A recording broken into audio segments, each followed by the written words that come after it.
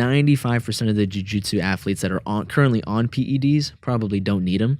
Josh, I'm curious because you probably have some young athletes, jiu-jitsu athletes specifically, that hit you up. And I was having a conversation with a few guys from Kyle last week, and they were talking about how a lot of young jiu-jitsu athletes are starting to try to get on like TRT and starting to try to take like EPO and shit because apparently, and I didn't even know this, within ADCC, it's almost kind of encouraged. Apparently they were asked, or people within the heads of that organization were asked, are you guys going to test? And they're like, no, these are athletes. You know, we want them doing what they need to do to be the best, freakiest athletes. So within the ADCC, which is like the biggest no-gi type of tournament, athletes are encouraged to, EPO is apparently pretty popular, and athletes are encouraged to hop on shit. Wow. IBJJF tests, but they don't test everybody. There have been some people that have been caught, like Kanan. He was caught a few years ago.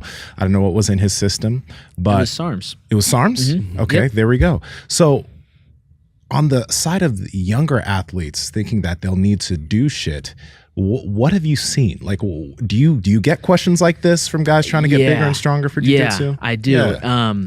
I mean, this may be a hot take in the jiu-jitsu community, but maybe not around here. Like, I think ADCC is awesome. Like, you should be able to take whatever you want. Like, if it's the highest pinnacle of the sport, you should be able to take whatever you want and compete. Like, that's awesome. Everyone understands, or should understand, the risks of that and make that decision for themselves. Yeah.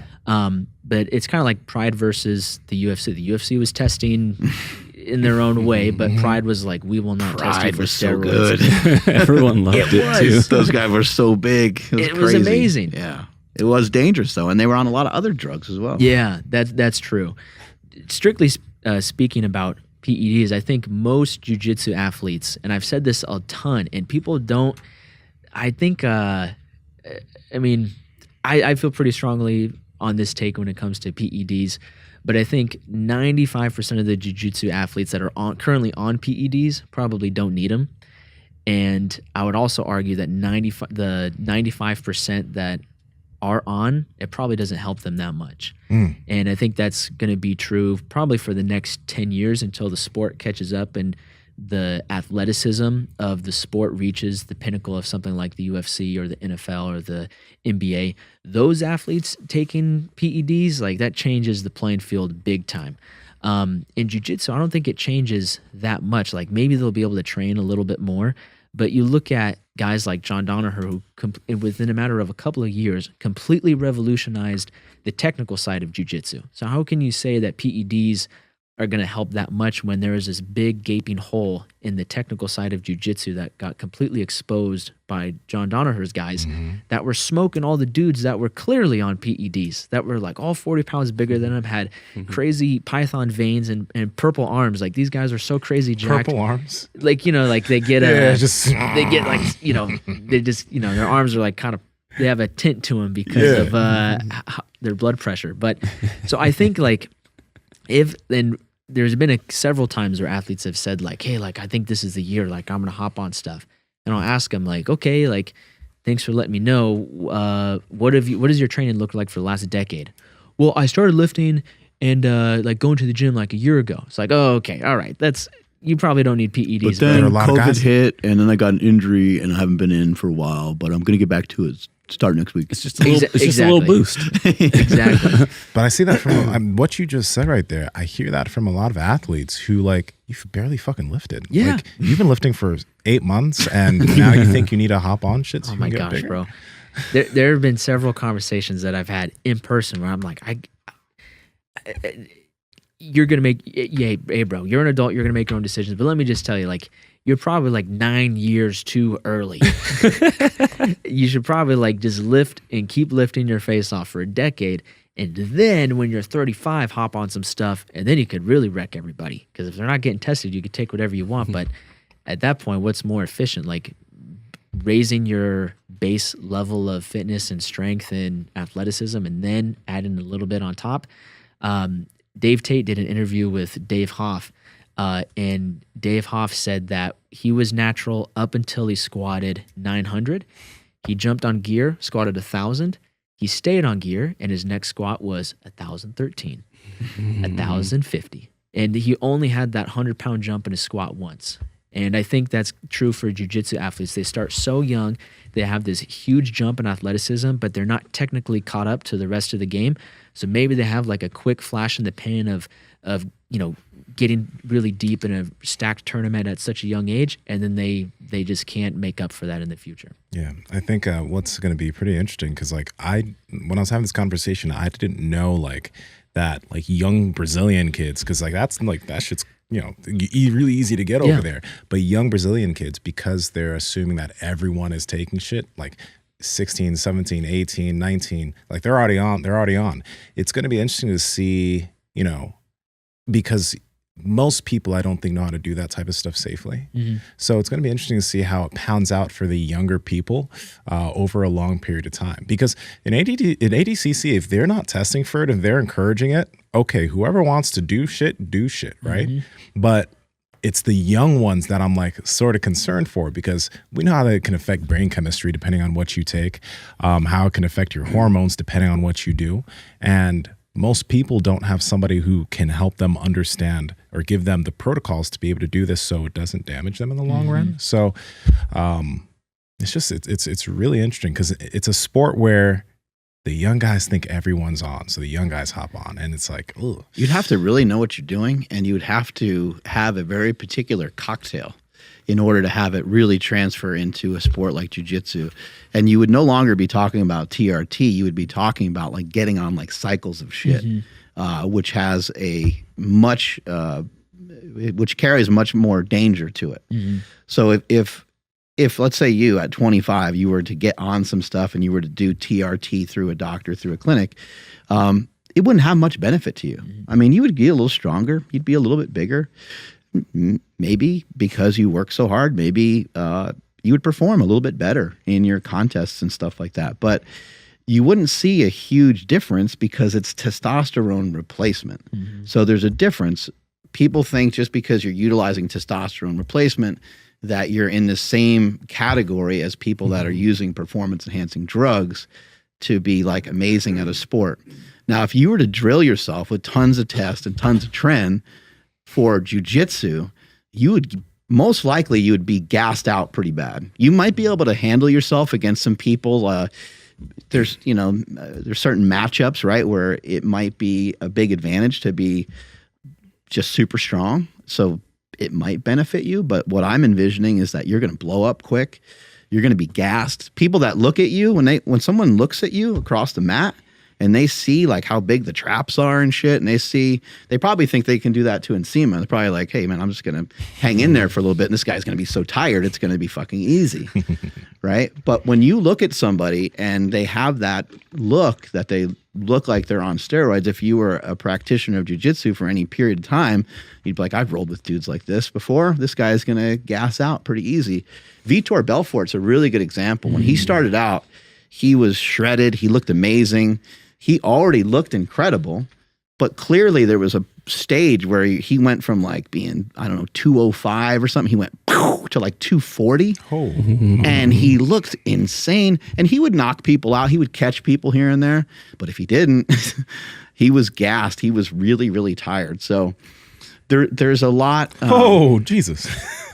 Yeah. And there's stuff even from when he's younger where it's just insane how fucking jacked he got. But you would have to know quite a bit about steroids to have them really, truly benefit you in being amazing in like jiu-jitsu in particular. Pat Project family, I hope you guys are enjoying this episode. Now I want to talk to you guys about 3 things that have vastly improved our sleep, because you guys know how fucking important that is at this point. The first thing are the blue light blocking glasses from Bond Charge, because they help you start producing the melatonin you need to produce before you go to sleep.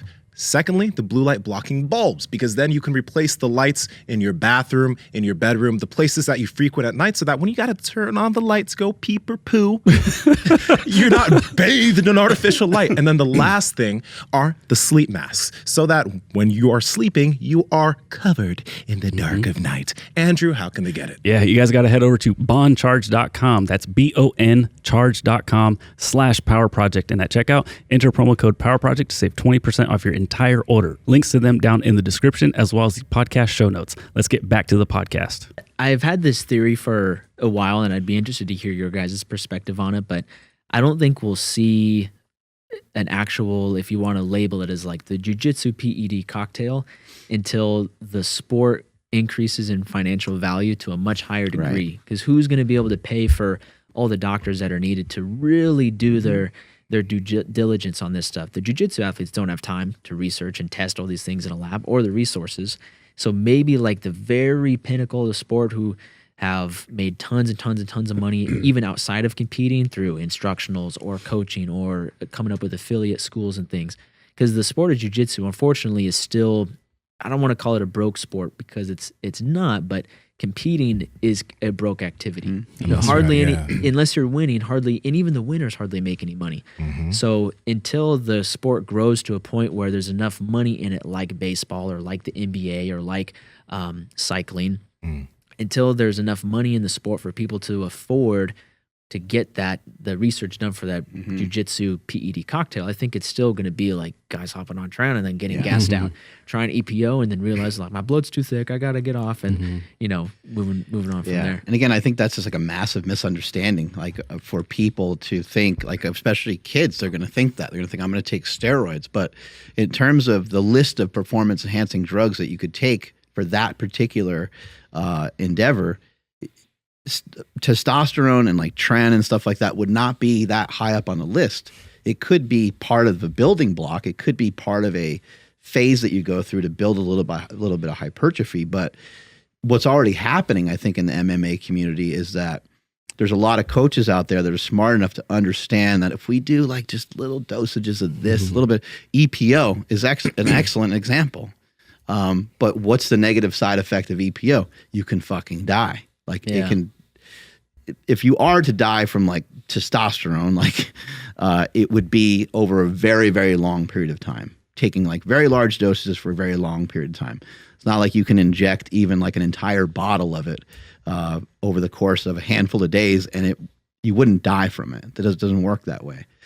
EPO, on the other hand, insulin, some of these other things that could have a really positive impact in terms of how you roll and how you do your jiu-jitsu and how you recover from it. I think we're seeing a lot of that happening already. The doctor that we had from Merrick, he was referencing Oshkus. Yeah, he was mentioning a very specific, I cannot remember the name of the drug, but he was mentioning a specific drug that mimics one of the SARMs, like cardarine, that can help. And so there's a lot of just like, there's so much stuff out there to where I think people are already utilizing a little bit of these things. I mean, I don't know, like if there's a test for Adderall, but there's probably something similar to Adderall, even if there is a test for Adderall, that can make you a little bit more acute, make you a little bit sharper for the match, and maybe increase central nervous system activity during something almost a similar way that like caffeine would. So there's probably a lot of that kind of happening already, but you're right, there's not the dollars behind it. So it's not like the Tour de France where, you have people like those guys would train at altitude. They would get their blood taken out of their body for those specific hardest training sessions they've ever had. Their coaches would dial it in and they'd be like, this is the best training session that you ever had. They would put that particular blood back into their body right before they did the race. And it's your own, but it's also odd because it's your own blood.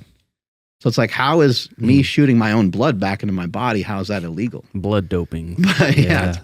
Blood doping. It's like highly oxygenated blood from you training like a fucking lunatic at altitude.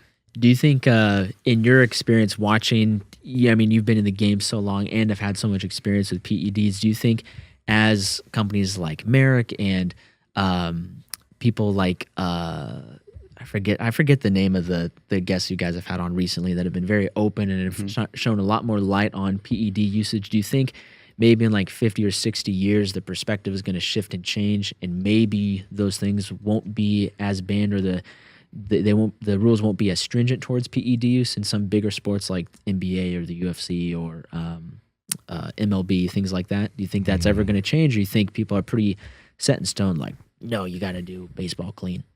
50 or 60 years from now, we won't have to probably inject stuff. I think the injectable side of things is a pretty limiting factor. I also think that like just like smashing your testosterone levels up, like it works a little bit for like, well, it works a lot of it for like strength, and it works for some other things. But I think there's a whole nother list of hormones that you have to manage based off of how high up you drove that testosterone. So I think in the future, there'll be things that are, that work a lot better.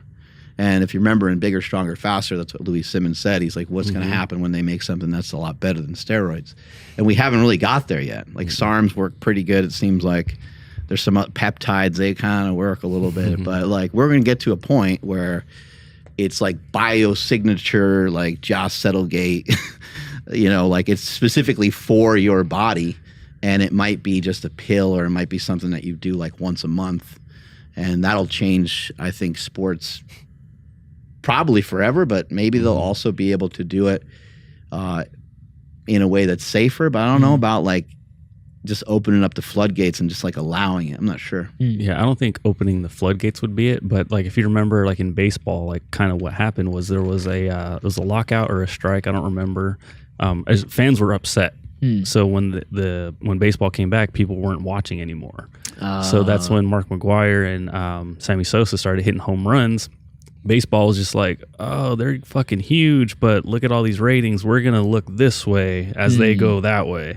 So if there's a lull, or if there's like, we run out of LeBron James's, you know, like I could imagine them just like, oh, there's a new drug. We don't know anything about that. Guys, we're working hard over here trying to learn, trying to bring our information to you, and we need your help. A lot of you guys watching these bites aren't subscribed, so just click that red subscribe button and hit the notification bell so you can see when we continue to come out with this heat.